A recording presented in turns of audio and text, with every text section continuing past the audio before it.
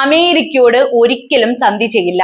അമേരിക്കയുടെ വിരട്ടലൊന്നും ഇങ്ങോട്ട് വേണ്ട. ഇതിലും വലിയ വിരട്ടൽ നിങ്ങൾ നടത്തിയപ്പോഴും, ഇറാന്റെ പരമോന്നത നേതാവിനെ വരെ കൊലപ്പെടുത്തിയപ്പോഴും, ഉപരോധം ഏർപ്പെടുത്തി ആ രാജ്യത്തെ നശിപ്പിക്കാൻ ശ്രമിച്ചപ്പോഴും ഒന്നും തളർന്നിട്ടില്ല.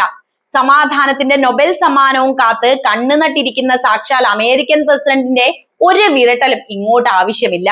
നിങ്ങൾക്ക് മുന്നിൽ തോൽക്കാൻ ഒരു ജനത തയ്യാറുമല്ല. അധിനിവേശത്തിന്റെയും അധികാരഗർവിന്റെയും ഭാഷയിൽ സംസാരിക്കുന്ന അമേരിക്കൻ സാമ്രാജ്യത്വത്തിനുള്ള ശക്തമായ താക്കീതാണിത്. പതിറ്റാണ്ടുകളായി ഇറാനെ സാമ്പത്തികമായും രാഷ്ട്രീയപരമായും ഒറ്റപ്പെടുത്താൻ ശ്രമിച്ചിട്ടും പതറാതെ നിലകൊള്ളുന്ന ഒരു ജനതയുടെ ആത്മവീര്യമാണ് ഇവിടെ പ്രതിഫലിക്കുന്നത്. ഇറാന്റെ ആഭ്യന്തര കാര്യങ്ങളിലും ശാസ്ത്രീയ പുരോഗതിയിലും തടസ്സങ്ങൾ സൃഷ്ടിക്കുന്ന അമേരിക്കൻ ഉപരോധങ്ങൾ അന്താരാഷ്ട്ര നീതിക്ക് വിരുദ്ധമാണ്. ഹോർമുസ് കടലിടുക്കിലെ ഇറാന്റെ അവകാശങ്ങൾ ചോദ്യം ചെയ്യാൻ ആർക്കും അധികാരവുമില്ല.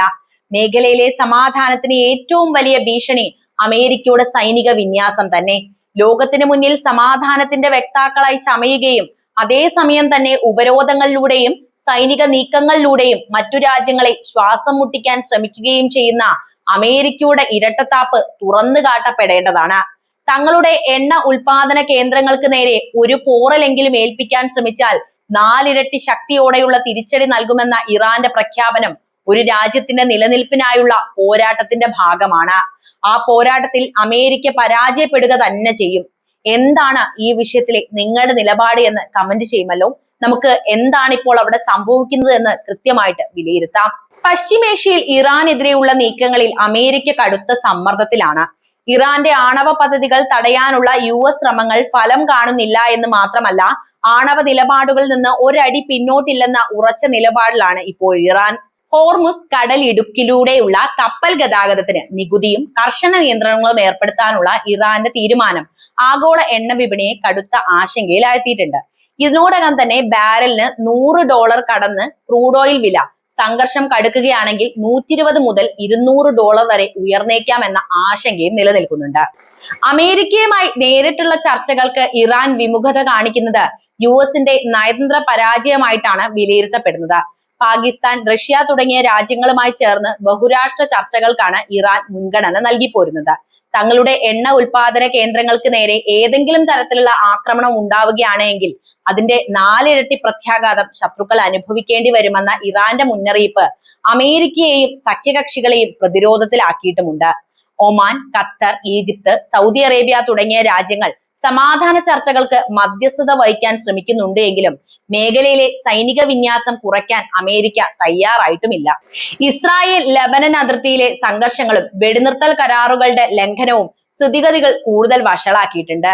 സ്വന്തം രാജ്യത്തെ പ്രമുഖർക്ക് സുരക്ഷ നൽകാൻ പാടുപെടുന്ന അമേരിക്ക പശ്ചിമേഷ്യയിലെ സങ്കീർണമായ ഈ പ്രതിസന്ധികളിൽ എങ്ങനെ ഫലപ്രദമായി ഇടപെടുമെന്നത് വലിയ ചോദ്യചിഹ്നമായിട്ട് അവശേഷിക്കുകയും ചെയ്യുന്നു. മധ്യേഷ്യയിലെ നിലവിലെ ഭൗമരാഷ്ട്രീയ സാഹചര്യം ഇറാന്റെ തന്ത്രപരമായ സ്വയം ഭരണാധികാരവും അമേരിക്കയുടെ ഇടപെടൽ നയങ്ങളും തമ്മിലുള്ള നേരിട്ടുള്ള ഏറ്റുമുട്ടലായി മാറിയിരിക്കുകയാണ്. സ്വന്തം ആണവ പദ്ധതി ഒരു വിലപേശൽ വസ്തു അല്ല എന്ന ഇറാന്റെ നിലപാട് ദേശീയ വികസനത്തിനും ശാസ്ത്രീയ പുരോഗതിക്കും മേലുള്ള അവരുടെ അവകാശത്തെയാണ് സൂചിപ്പിക്കുന്നത്.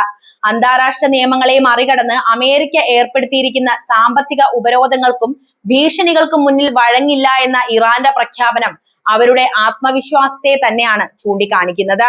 ലോകത്തിലെ ഏറ്റവും പ്രധാനപ്പെട്ട എണ്ണക്കടത്തു പാതയായ ഹോർമുസ് കടലിടുക്കിൽ ടോളും കർശന നിയന്ത്രണങ്ങളും ഏർപ്പെടുത്താനുള്ള ഇറാന്റെ തീരുമാനം തങ്ങളുടെ സമുദ്ര അതിർത്തിയിലുള്ള പരമാധികാരം ഉറപ്പിക്കുന്നതിന്റെ ഭാഗമാണ്. ആഗോള ഊർജ സുരക്ഷയുടെ പേരിൽ മേഖലയിൽ സൈനിക സാന്നിധ്യം ഉറപ്പിക്കുന്ന അമേരിക്കൻ താൽപര്യങ്ങൾക്കുള്ള ശക്തമായ തിരിച്ചടിയാണിത്. തന്നെ ആക്രമിക്കില്ല എന്ന സുരക്ഷാ ഗ്യാരണ്ടി അമേരിക്ക നൽകണമെന്ന ഇറാന്റെ ആവശ്യം മേഖലയിൽ അമേരിക്ക നടത്തുന്ന സൈനിക പ്രകോപനങ്ങളെ ലോകത്തിനു മുന്നിൽ തുറന്നു കാണിക്കുകയും ചെയ്യുന്നു. പാകിസ്ഥാനെ പോലെയുള്ള മൂന്നാം കക്ഷികളെ ഉപയോഗിച്ച് അന്ത്യശാസനങ്ങൾ നൽകുന്ന അമേരിക്കൻ രീതി സമാധാനപരമായ നയതന്ത്രമല്ല, മറിച്ച് തങ്ങളുടെ മേധാവിത്വം നിലനിർത്താനാണ് സഹായിക്കുന്നത്.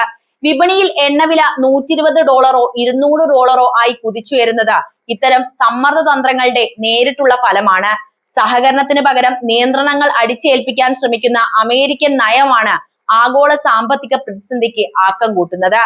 ഖത്തർ, ഒമാൻ, സൗദി അറേബ്യ തുടങ്ങിയ പ്രാദേശിക രാജ്യങ്ങളുടെ മധ്യസ്ഥതയിലുള്ള ചർച്ചകൾക്ക് ഇറാൻ മുൻഗണന നൽകുന്നത് മേഖലയിലെ പ്രശ്നങ്ങൾ അവിടെയുള്ളവർ തന്നെ പരിഹരിക്കണമെന്ന നിലപാടിന്റെ ഭാഗമായിട്ടാണ്. മുൻപ് നടന്ന കരാറുകൾ ലംഘിച്ച ചരിത്രമുള്ളതിനാൽ അമേരിക്കയെ വിശ്വസിക്കാൻ കഴിയില്ല എന്ന ഇറാന്റെ നിലപാട് ന്യായമാണ്. ഇസ്രായേൽ ലബനൻ അതിർത്തിയിലുണ്ടായ വെടിനിർത്തൽ ലംഘനങ്ങളും അമേരിക്കയുടെ പക്ഷാപാതപരമായ നിലപാടുകളും ഒരു നിഷ്പക്ഷ മധ്യസ്ഥൻ എന്ന നിലയിലുള്ള അവരുടെ വിശ്വാസ്യത തകർത്തിരിക്കുകയാണ്. ചുരുക്കി പറയുകയാണെങ്കിൽ ഇറാന്റെ പ്രതിരോധ നടപടികൾ വെറും ഒരു പ്രകോപനമല്ല, മറിച്ച് തങ്ങളുടെ നിലനിൽപ്പിനും വിഭവങ്ങൾക്കും നേരെയുള്ള ബാഹ്യ ഭീഷണികൾക്കെതിരെയുള്ള സ്വാഭാവിക പ്രതികരണമാണ് എന്നാണ് നമുക്ക് ഇവിടെ നിന്ന് വിലയിരുത്താൻ പറ്റുന്നത്. എന്തായാലും മധ്യേഷ്യയിലെ നിലവിലെ സംഘർഷങ്ങൾക്ക് പ്രധാന കാരണം ഇറാന്റെ പരമാധികാരത്തിന് മേലുള്ള അമേരിക്കയുടെ കടന്നുകയറ്റമാണ് എന്ന് നിസ്സംശയം പറയാം. സ്വന്തം ആണവ പദ്ധതിയുമായി മുന്നോട്ട് പോകാനുള്ള ഇറാന്റെ തീരുമാനം ഒരു സ്വതന്ത്ര രാഷ്ട്രത്തിന്റെ അവകാശമാണ്. ഉപരോധങ്ങൾക്കിടയിലൂടെയും ഭീഷണികൾക്കിടയിലൂടെയും ഒരു രാജ്യത്തെ വരുതിക്ക് നിർത്താമെന്ന അമേരിക്കൻ വ്യാമോഹത്തിനുള്ള തിരിച്ചടിയായാണ് ഇറാന്റെ ഈ ഉറച്ച നിലപാട് വരുന്നത്. ചർച്ചകൾക്ക് മുൻപായി തന്നെ ആക്രമിക്കില്ല എന്ന സുരക്ഷാ ഗ്യാരണ്ടി അമേരിക്ക നൽകണമെന്ന് ഇറാൻ ആവശ്യപ്പെടുന്നത് വാഗ്ദാനങ്ങൾ ലംഘിക്കുന്ന അമേരിക്കൻ നയതന്ത്രത്തോടുള്ള സ്വാഭാവികമായ പ്രതികരണം മാത്രമാണ് എന്ന് ഇവിടെ ആർക്കാണ് മനസ്സിലാവാത്തത്? ഹോർമുസ് കടലിടുക്കിലെ ഗതാഗതത്തിന് ടോളും നിയന്ത്രണങ്ങളും ഏർപ്പെടുത്തിയ ഇറാന്റെ നടപടി തങ്ങളുടെ സമുദ്ര അതിർത്തിയിലെ അവകാശം സ്ഥാപിക്കൽ തന്നെയാണ്. ആഗോള എണ്ണ വിപണിയെ നിയന്ത്രിക്കുന്ന ഈ തന്ത്രപ്രധാന മേഖലയിൽ അമേരിക്കൻ സൈനിക സാന്നിധ്യം അനാവശ്യമായ പ്രകോപനമാണ് ഇപ്പോൾ സൃഷ്ടിച്ചുകൊണ്ടിരിക്കുന്നത്.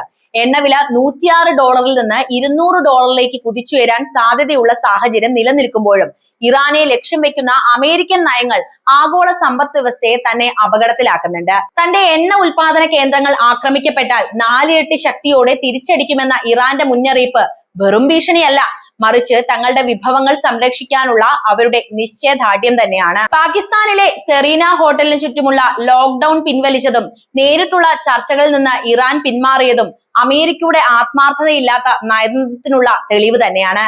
റഷ്യയുമായും മറ്റ് പ്രാദേശിക ശക്തികളുമായിട്ടും ഇറാൻ ചർച്ചകൾക്ക് തയ്യാറാകുന്നത് അമേരിക്കൻ മേധാവിത്വം ഇല്ലാത്ത ഒരു ബദൽ നയതന്ത്രത്തിനായിട്ടുള്ള ശ്രമമായിട്ടാണ് കാണേണ്ടത്. ഖത്തർ, ഒമാൻ, ഫ്രാൻസ് തുടങ്ങിയ രാജ്യങ്ങളിൽ നടത്തുന്ന മധ്യസ്ഥ ശ്രമങ്ങളെ ഇറാൻ സ്വാഗതം ചെയ്യുന്നത് സമാധാനത്തോടുള്ള അവരുടെ താല്പര്യത്തെ തന്നെയാണ് ചൂണ്ടിക്കാണിക്കുന്നത്. അതായത് ഇറാൻ ഇവിടെ യുദ്ധം ആഗ്രഹിച്ചിട്ടില്ല, യുദ്ധം ആഗ്രഹിച്ചതും അത് നടപ്പാക്കുന്നതും അമേരിക്കയാണ്.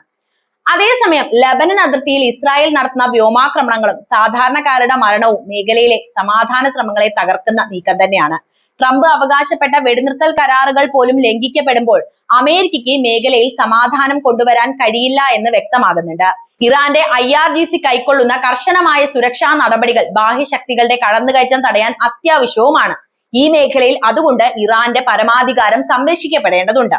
അമേരിക്കയുടെ ധാർഷ്ട്യങ്ങൾക്കെതിരെ ഇറാൻ നടത്തുന്ന പോരാട്ടം ഒരു രാജ്യത്തിന്റെ ആത്മാഭിമാനം സംരക്ഷിക്കാനുള്ള പോരാട്ടമാണ് എന്ന് ഇവിടെയാണ് നമ്മൾ പറയേണ്ടത്. എന്തായാലും ഇറാന്റെ ആണവ പദ്ധതിയോടുള്ള ഉറച്ച നിലപാട് കേവലം ഒരു സാങ്കേതിക തർക്കമൊന്നുമല്ല, മറിച്ച് ഒരു സ്വതന്ത്ര രാഷ്ട്രത്തിന്റെ വികസനത്തിനും സുരക്ഷയ്ക്കുമുള്ള അവരുടെ അവകാശമാണ്. ഉപരോധങ്ങളുടെയും സൈനിക ഭീഷണികളിലൂടെയും ഇറാനെ വരുതിയിലാക്കാമെന്ന അമേരിക്കയുടെ ഏകപക്ഷീയമായ നയം മേഖലയിലെ സമാധാനത്തിന് ഏറ്റവും വലിയ തടസ്സം തന്നെയാണ് സൃഷ്ടിക്കുന്നത്.